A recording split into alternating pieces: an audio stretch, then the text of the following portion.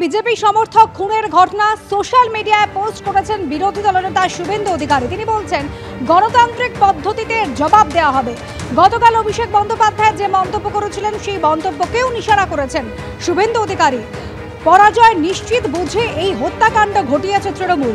BJP শেষ দেখে ছাড়বে, আইনি পদ্ধতিতে প্রতিশোধ নেওয়া হবে।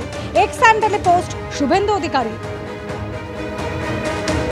আগামী শনিবার তমলুক লোকসভা কেন্দ্রে ভোট রয়েছে। আর ভোটের ঠিক 3 দিন আগে রক্ত ঝরল নন্দীগ্রামে।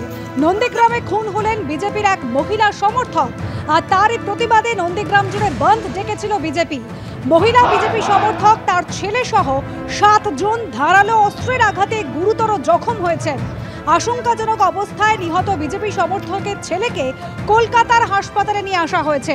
সকাল থেকে যে ছবি দেখিয়েছে আপনাদের, বিজেপি কর্মী সমর্থকরা তারা বিক্ষোভ দেখাচ্ছিলেন, বন্ধ ডেকেছিলেন। নন্দীগ্রাম জুড়ে বন্ধের ডাক দেওয়া হয়েছিল। বিজেপির এক মহিলা সমর্থক খুনের ঘটনা নন্দীগ্রামে।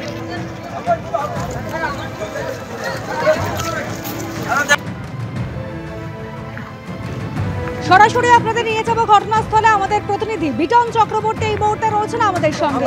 বিটন, এক মহিলা বিজেপি সমর্থক খুনের ঘটনা, তার প্রতিবাদে বিজেপি কর্মীরা তারা বন্ধ ডেকেছিলেন, বিক্ষোভ দেখাচ্ছিলেন সকাল থেকে, কি অবস্থা? দেখো অনুষদ, তোমাকে জানিয়ে রাখি, এই সেই নন্দীগ্রামে এবং নন্দীগ্রামে গতকাল রাত্রিবেলা এক বিজেপির মহিলা সমর্থক খুন হয়েছেন এবং তারই প্রতিবাদে কিন্তু নন্দীগ্রাম জুড়ে বন্ধের ডাক দেওয়া হয়েছিল, এমনকি থানার সামনে অবস্থান বিক্ষোভ করা হয়েছিল। যদিও বিজেপি নেতৃত্ব দাবি যে তাদের সঙ্গে পুলিশ আধিকারিকদের কথাবার্তা হয় এবং সেই আলোচনাতে এই ঘটনার সঙ্গে যারা জড়িত রয়েছে সেই সমস্ত ব্যক্তিদেরকে গ্রেপ্তার করা হবে, এই আশ্বাস দেওয়ার পর কিন্তু যে অবরোধ এবং যে বন্ধের ডাক বিজেপি দিয়েছিল সেটা তারা আপাতত স্থগিত করছে। তারও আরও একটা কারণ রয়েছে। তুমি জানো যে আজকে বিকেলবেলা কিন্তু এই নন্দীগ্রামে শুভেন্দু অধিকারী সভা রয়েছে।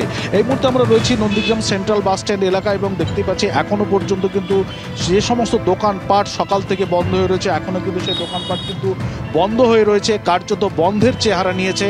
এবং গতকাল রাত্রিবেলা যেভাবে একজন মহিলা বিজেপি সমর্থক খুন হলেন, তার প্রতিবাদে কিন্তু নন্দীগ্রামের বিভিন্ন জায়গায় রাস্তায় কোথায় কাঠের গুঁড়ি ফেলে, কোথাও আবার চেয়ার টেবিল দিয়ে, কোথাও আবার বেঞ্চ দিয়ে কিন্তু অবরোধ করা হয়েছিল।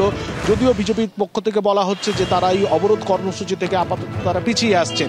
তুমি জানো যে আগামী শনিবার দিন ভোট রয়েছে তমলুক লোকসভা কেন্দ্রে এবং এই তমলুক লোকসভা কেন্দ্রের মধ্যে পড়ছে নন্দীগ্রাম। সেই নন্দীগ্রামের সোনাচূড়ার মনসা বাজারে সেখানে মহিলা বিজেপি সমর্থক খুন হয়ে গেলেন এবং তার ছেলে রীতিমতো আশঙ্কাজনক অবস্থাতে রয়েছেন, তাকে কলকাতার হাসপাতালে ভর্তি করানো হয়েছে এবং আরও অন্তত 5 থেকে 6 জন বিজেপি কর্মী সমর্থক তারা আহত হয়েছেন।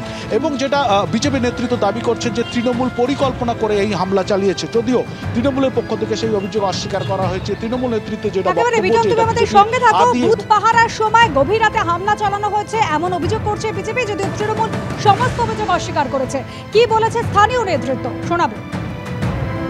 গতকাল নন্দীগ্রামে তৃণমূল কংগ্রেসে অভিষেক বন্দ্যোপাধ্যায় এখানে মিটিং করতে এসেছিলেন।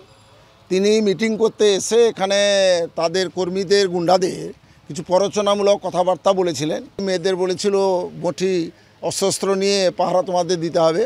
তার ফলস্বরূপ গতকাল রাত্রি প্রায় 2টোর সময় আল্লাজি আর ওখানে দেবু রায় বলতে সোনাচড়া অঞ্চলে তৃণমূল কংগ্রেসের সভাপতি, তার নেতৃত্বে 50টি মোটর বাইক গিয়ে আমাদের একাধিক মানুষকে, 7 জন এখনও পর্যন্ত আহত, 1 জন মারা গেছেন আর 5 জনও মৃত্যুমুখে তারা লড়াই করছে জায়গাটা আছে।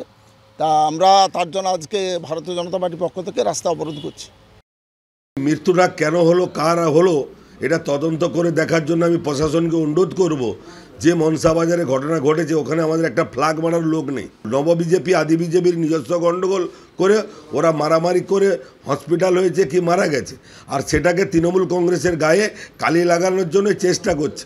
এটা জানেন যে শুভেন্দু অধিকারী তার পরামর্শে এই চক্রান্তগুলো হয়। গোটা নন্দীগ্রামে এই আন্দোলনে ছড়িয়ে ভোট বৈতরণী পার হওয়ার জন্য চেষ্টা করছে।